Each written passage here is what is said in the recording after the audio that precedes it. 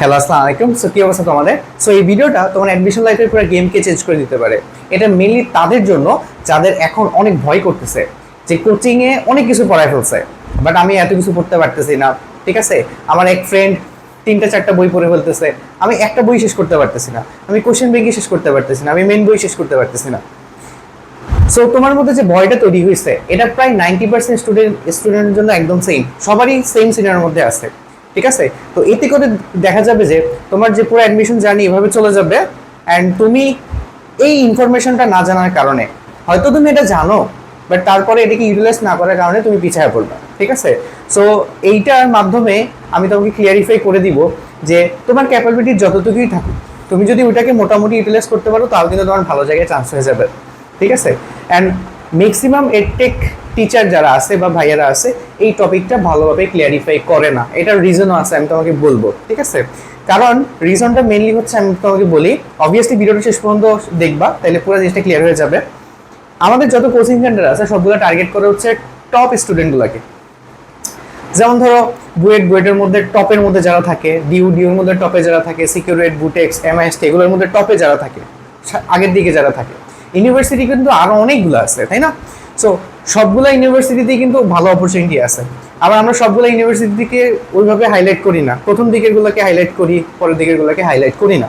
ঠিক আছে, এতে করে দেখা যায়, ধরো আমি তোমাকে জাস্ট সিম্পল একটা এক্সাম্পল দিই। যখন তোমরা ভার্সিটি প্রিপারেশন নাও, এমন দেখবা যে অনলাইনে ক্লাস নেওয়ার সময় অনেক ধরনের কন্টেন্ট আমাদের আসলে পড়ানো হয়। ঠিক আছে, তো ওনাদের টার্গেট মেনলি কি থাকে? ওনাদের টার্গেট থাকে তোমাকে হচ্ছে, মানে ওনারা এমনভাবেই পড়াবে, এটা স্বাভাবিক, আমিও থাকলে আমি এমনভাবেই পড়াইতাম যে তুমি যাতে ওই কন্টেন্ট থেকে ঢাকা ইউনিভার্সিটিতে ফার্স্ট হইতে পারো।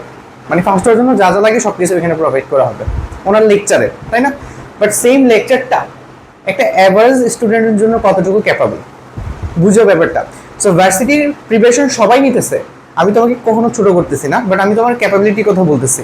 মানে প্রবলেমটা কোন জায়গা থেকে শুরু হয়েছে আমি বলি। সব শেষ করতে পারলে তো কোনো প্রবলেম নাই, বাট ব্যাপারটা হচ্ছে ওনার যে ক্লাসের কন্টেন্টটা দিতেছে এইটা হচ্ছে তোমার দেখা গেছে একবারে টপ নোটস, কিন্তু তুমি তো একটা অ্যাভারেজ স্টুডেন্ট, তোমার তো হয়তোবা ওই পরিমাণ এফোর্ট দেওয়ার মতো ক্যাপাবিলিটি এখনো তৈরি হয় নাই, সামনে হয়তোবা হবে, সেটা আলাদা কথা, এখন তো হয় নাই। সো এখন তুমি যদি ওই লেকচার শেষ করতে যাও, দেখবা যে তুমি লেকচারের প্রথম মানে 1/5 5/1 পড়ার পরই তোমার আর এনার্জি নাই, ওই দিন শেষ হয়ে গেছে, এবং এখন ওইটার উপর তোমরা এক্সাম দিতে হবে, দেখবা এক্সাম মোটামুটি খারাপ হয়ে গেছে। এই সিনারিও কিন্তু ম্যাক্সিমাম পোলাবাইনা সিনারিও। ঠিক আছে, তাইলে ভাই আমি এখন কি করব? তুমি কিন্তু এমন না তুমি চেষ্টা করো নাই, তুমি চেষ্টা করছো, তুমি পড়ার ট্রাই করছো, একে তো কিছুক্ষণ পড়ার পর তুমি মোটিভেশন হারাই বলছো, ভাই এত কিছু আমি কেমনে করবো? ঠিক আছে, সো ওইখানে কমপ্লেক্স জিনিস ছিল, সহজ সব জিনিসই ছিল। সো এই জন্য আমাদের যে জিনিসটা জানতে হবে সেটা হচ্ছে 80-20 রুল।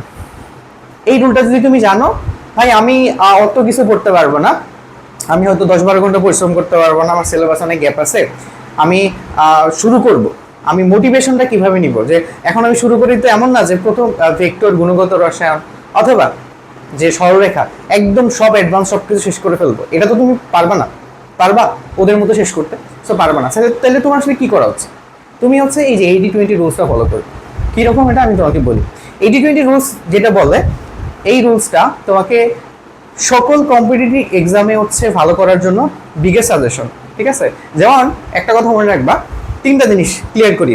একটা হচ্ছে শেখার জন্য পড়া, আলাদা জিনিস একদম টপ করার জন্য পড়া, আরেকটু আলাদা জিনিস চান্স পাওয়ার জন্য পড়া, আরেকটু আলাদা জিনিস। ঠিক আছে, সো শেখার জন্য তোমাকে অনেক বেশি পড়তে হবে, চান্স পাওয়া মানে টপ করার জন্য ভালো পড়তে হবে, অনেক বেশি পড়তে হবে। বাট তুমি যদি চান্স পাইতে চাও তোমাকে কিন্তু কম পড়েও হয়ে যাবে। এখন কথা হচ্ছে কমটা কিভাবে পড়বো, এই জায়গাতে আমরা সবচেয়ে বেশি ভুল করি। যেমন ধরো আমি তোমাকে বললাম, হ্যাঁ তুমি এমন একটা স্টুডেন্ট, তুমি জীবনে 5 ঘন্টার উপর পড়োই নেই, সাপোজ 5 ঘন্টার মধ্যে পড়োই নেই। এখন অ্যাডমিশন সিজনে আইসা শুরুর দিকে কি তুমি 10-12 ঘন্টা পড়ে ফেলতে পারবা? অবভিয়াসলি না, তুমি গ্রাজুয়ালি ভালো আস্তে আস্তে। তো তোমার 5 ঘন্টায় মানে ক্যাপাবিলিটি, বা 7 ঘন্টা বা 6 ঘন্টায় ক্যাপাবিলিটি আছে সর্বোচ্চ পড়ার। ঠিক আছে, তো এই টাইমটাকে কিভাবে ইউটিলাইজ করলে তুমি আউটপুট পাওয়ার ভালো রেজাল্ট হবে, বুঝছো সমস্যা?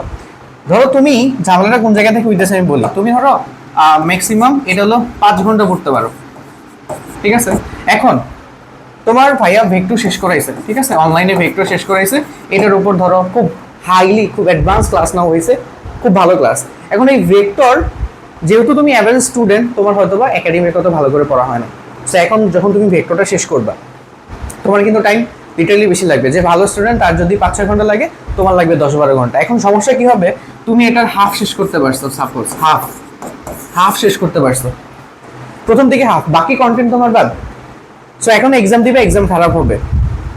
গতিবিদ্যাও সেম, সরলরেখাও সেম, তারপরে গুণগত রসায়নও সেম। এই যে একটা লুপের মধ্যে তুমি ফাইসাই গেছো না, এরপরে তোমার বাকি এক্সাম আস্তে আস্তে খারাপ হইতে থাকবে, তুমি ট্রাক থেকে জীবনও বের হইতে পারবে না। ঠিক আছে, এই জন্য তোমার এক্সামগুলো খারাপ হয়। সো এইগুলো নিয়ে আসলে অনেকেই কিছু বলতে চায়। ঠিক আছে, ওনাদের class content obviously far better, তুমি সবগুলো করতে পারলে তো কোনো সমস্যা নাই, বাট ক্যাপাবিলিটি আকাশ কুসুম কল্পনা করে তো লাভ নাই, তোমার ক্যাপাবিলিটির বাইরে যায় তো কোনো কিছু করতে পারবে না। তাইলে ভাই এই 5 ঘন্টা আমি কিভাবে ইউটিলাইজ করার দরকার ছিল আমার? এইবার আসো কোয়েশ্চেন, হ্যাঁ তুমি 5 ঘন্টাই পড়তে পারবে, তাহলে 5 ঘন্টা কিভাবে ইউটিলাইজ করলে তুমি আরেকটু বেশি কনফিডেন্স পাবা? ঠিক আছে, কারণ এখান থেকে মোটামুটি একটা রেজাল্ট বের করতে পারলে তুমি কিন্তু আস্তে আস্তে আগাইতে পারবা। তাহলে একটু খেয়াল করো, 80-20 রুলস যেটা আমাদেরকে বলে সেটা হচ্ছে যে, বললামই তো 80% কোয়েশ্চেন, 20% এরিয়া থেকে আসবে। তুমি দেখবা যে তোমার বইয়ে অনেক টপিক আছে, কিন্তু সিলেক্টিভ কিছু টপিক থেকেই কিন্তু তোমার বোর্ডে কোশ্চেন আসতো, মনে আছে কিনা? অনেক কিছু আছে না একটা চ্যাপ্টারের মধ্যে, বাট সিলেক্টিভ কিছু টপিক থেকে বোর্ডে কোশ্চেন আসতো। এভাবে সিলেক্টিভ কিছু টপিক থেকে কিন্তু অ্যাডমিশনের কোশ্চেন আসে, বাট আমি বলতেছি না যে বাকি টপিক থেকে আসে না, সবগুলো টপিক থেকে আসে, সবগুলো টপিক থেকে কম বেশি আসে, বাট কিছু টপিক আছে যেগুলো থেকে সবচেয়ে বেশি আসে, সবচেয়ে বেশি আসে। তাহলে তোমার ফার্স্ট প্রায়োরিটি কি ছিল? তোমার যেহেতু ক্যাপাবিলিটি কম, তুমি আগে ওই ইম্পর্টেন্ট টপিকগুলোই শেষ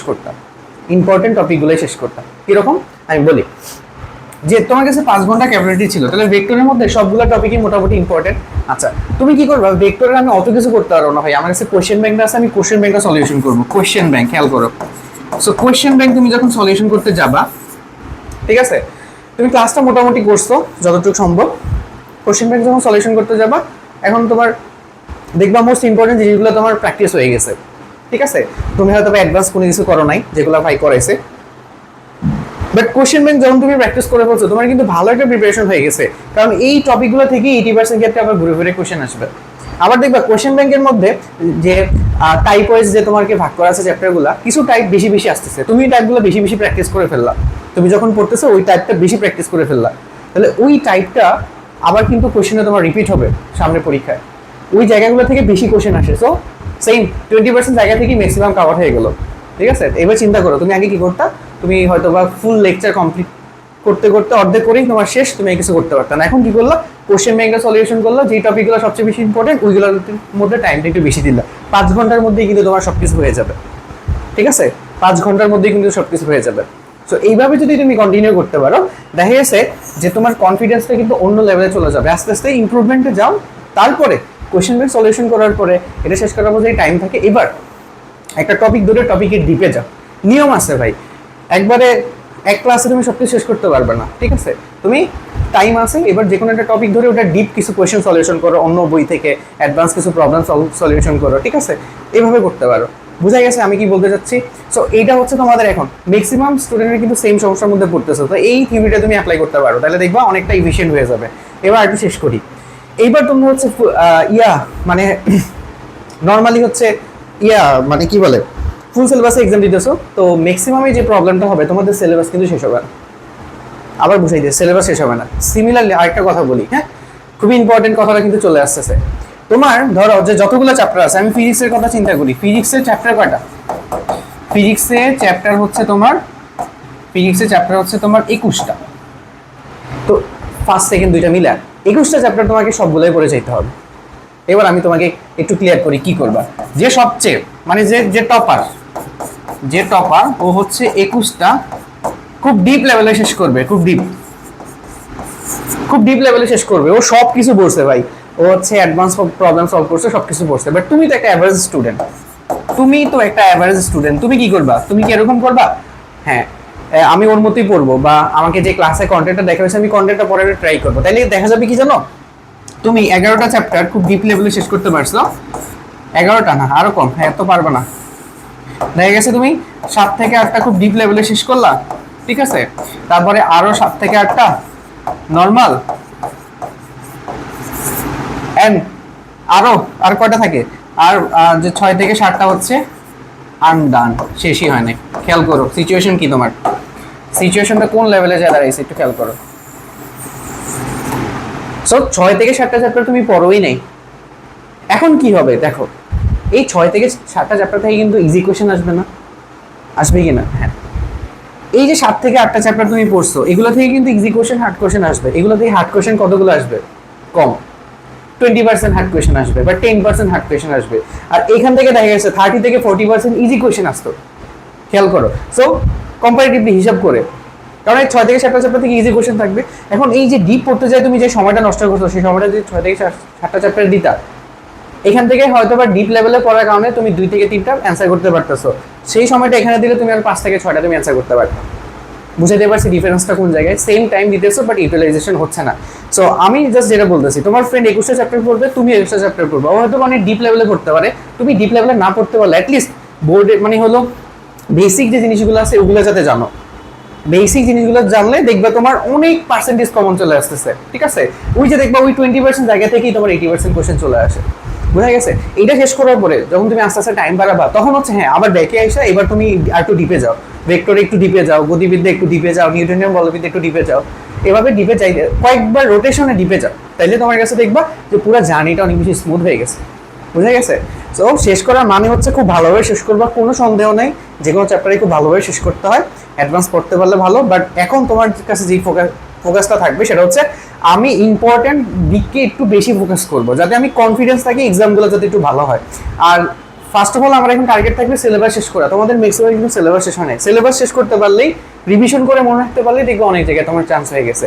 তো অ্যাজ এ অ্যাভারেজ স্টুডেন্ট তোমার এখন এটাই টার্গেট থাকবে, সিলেবাসের বেসিক জিনিসগুলো শেষ করে ফেলা, যেগুলো আমাদের বাকি ছিল, যে চ্যাপ্টারগুলো বাকি ছিল বেসিকভাবে শেষ করে ফেলা। অ্যাডভান্স প্রবলেম সলিউশনের কোনো দরকার নেই, আগে বেসিক জিনিস শেষ করো। রিভিশন করতে করতে যায় আস্তে আস্তে তুমি তোমার দক্ষতাটা বাড়িতে থাকবা।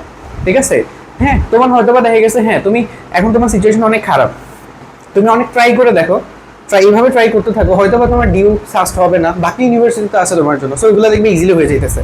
বুঝা গেছে? সো ওই সাইকেলের মধ্যে থাকতে হবে। তুমি যদি ওই ওদের মানে ওই যে টপারদের কন্টেন্ট কিন্তু সব টপারদের কন্টেন্ট, তারপরে কোয়েশ্চেনগুলো কিন্তু টপার কেন্দ্রিক হয়। ঠিক আছে? আমি যেমন উদ্ভাসের কোয়েশ্চেন যথেষ্ট হার্ড হয়, উদ্ভাসের কোয়েশ্চেন যথেষ্ট হার্ড, তুমি মানে মিলাই দেখো। সো এই কোয়েশ্চেন দিয়ে তুমি নিজেকে জাজমেন্ট করতে গেলে প্রবলেম হয়ে যাবে, কারণ তোমাকে জাজমেন্ট করতে হবে কোয়েশ্চেন ব্যাংকের কোয়েশ্চেনগুলো দেখে যে ওইখানে কি লেভেলের কোয়েশ্চেন আসে আসলে। বুঝা গেছে? সো এটা ছিল ওভারঅল আলোচনা যে তুমি আসলে কিভাবে ইউটিলাইজ করতে পারো। বেসিক্যালি তোমার টার্গেট কি থাকবে ভাই? আমার হচ্ছে, যেহেতু আমি তো অ্যাভারেজ স্টুডেন্ট, আমার লিমিটেশন থেকে আমি আস্তে আস্তে বাড়াবো, আমি পড়ার টাইম বাড়াবো। বাট এখন আমার টার্গেট হচ্ছে আমি যাতে কোয়েশ্চেন ব্যাংকটা যাতে আমার সলিউশন করা থাকে, টপিকগুলো যাতে একটু বেসিকটা আমার কাছে থাকে, অ্যাডভান্স প্রবলেম সলিউশন করতে পারি না পারি কোনো সমস্যা নেই, বেসিক জিনিসগুলো যাতে আমার কাছে থাকে, আর বারবার রিভিশন করা। বোঝা গেছে এইটা? সো এটা করতে পারলে দেখবা তুমি একটা অ্যাভারেজ স্টুডেন্ট হয়েও তুমি হয়তো অনেক বেশি পড়ো নাই, তারপরে দেখবা তোমার চান্স হয়ে গেছে। বুঝা গেছে? কারণ অ্যাডমিশনে কঠিন কোয়েশ্চেনের মার্ক হচ্ছে 10 হইলে সহজ কোয়েশ্চেনের মার্কও 10 হবে। কঠিন কোয়েশ্চেনের মার্ক যদি 1 হয়, সহজ কোয়েশ্চেনের মার্কও 1 হবে। সো তোমার টার্গেট হবে এই 20% জায়গাটা তোমাকে একবারে ক্লিয়ার করে ফেলা। ঠিক আছে? 20% জাস্ট এটা একটা রুলস, এখানে আর একটু বেশি হবে আর কি। তো আই গেস তোমরা বুঝতে পারছো। তো এটা ছিল ওভারঅল কথাবার্তা। আর যদি কোনো কনফিউশন থাকে আমাকে জানাবো, আমি তো আছি। আজকে এতটুকুই।